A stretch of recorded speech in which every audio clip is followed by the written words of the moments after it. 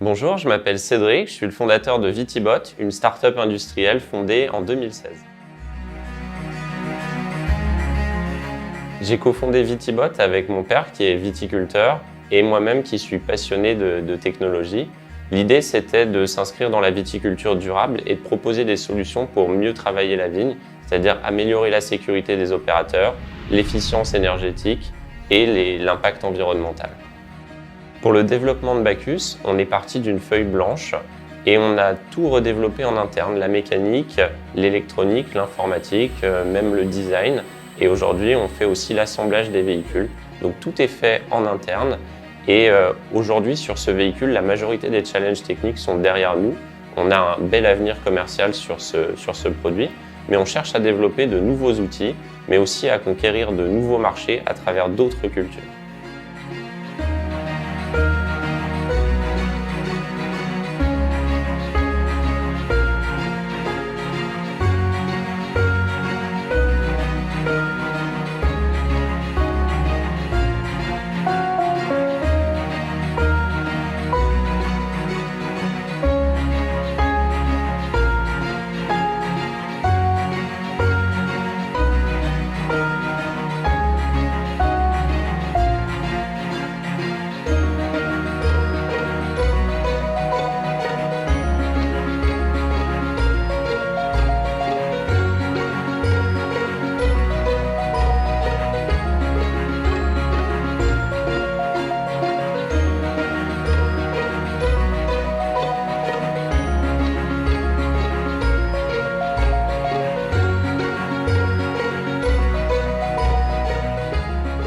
Bonsoir Monsieur Michael Fontanin, vous êtes le directeur marketing de la marque Vitibot et je vais vous laisser nous présenter votre engin futuriste qui se trouve derrière nous et qui répond au doux nom de Bacchus.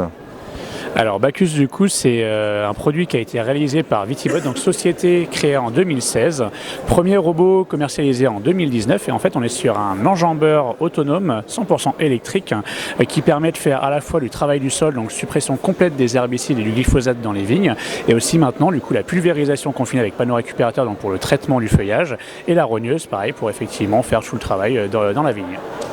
Donc il fonctionne en 100% électrique. Alors c'est tout à fait ça, donc on est sur une machine 100% électrique avec une autonomie de 10 à 12 heures selon le travail effectué et une recharge rapide en 2 heures. Alors comment ça se passe quand il se retrouve en plein champ et à court de batterie ? Alors du coup en fait le robot on doit l'amener sur la parcelle pour faire son travail.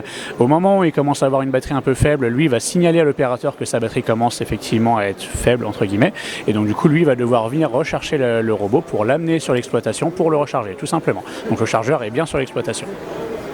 Combien avez-vous vendu de machines de ce type pour le moment ?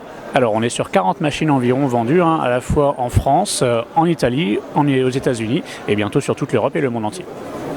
Alors vous avez deux types de machines, deux types de Bacchus. Tout à fait, alors du coup c'est effectivement la même machine sauf qu'on a un modèle S donc pour vignes étroites que vous avez derrière nous qui est plutôt dédié aux vignes de Champagne, Bourgogne et Bordelais et on a un modèle L donc plus large et plus haut qui est plutôt dédié à toutes les autres vignes en fait donc Provence, Pays de Loire, Italie, enfin voilà tous les vignobles autres que les petites vignes étroites et basses. Envisagez-vous de développer d'autres engins ? Alors pour le moment non, en fait on est vraiment sur une machine qu'on dédie pour la viticulture à l'heure actuelle. Par contre une machine qui enjambe peut potentiellement aller sur d'autres cultures. On a fait des tests dans les oliviers, on a effectivement des demandes pour les myrtilles, pour les cassis, la lavande, ce genre de choses. Donc on restera vraiment sur cette même machine. Par contre on va agrémenter tout l'outillage. Donc là je vous ai dit tout à l'heure qu'on avait la pulvérisation, la rogneuse.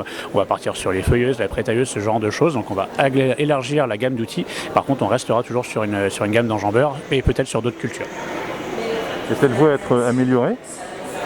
Comment ? Est-elle voie à être améliorée dans le futur ? Elle est forcément améliorable tout le temps parce que les technologies évoluent en permanence. Par contre, effectivement, on est quand même sur un produit qui est très très fiable et donc du coup, on améliorera encore plus les outils que le robot en lui-même. Quelle est votre stratégie pour 2022, surtout dans le contexte actuel ? Alors, on reste sur une stratégie, nous, on a confiance par rapport à la viticulture qui sera forcément un peu impactée, mais pas autant qu'avec le Covid par exemple. Donc on a cette confiance quand même de pouvoir faire de la vente, surtout à l'export forcément. On sait qu'il y a une grosse demande, le produit maintenant est fiable et effectivement est montré à l'étranger comme étant très fiable. Et donc du coup, on a quand même cette volonté de partir sur l'export dans bien d'autres pays que ceux que je vous ai cités. Bien, Monsieur Michael Fontanin, merci de nous avoir accordé cette interview pour Videx. Merci à vous, bonne soirée.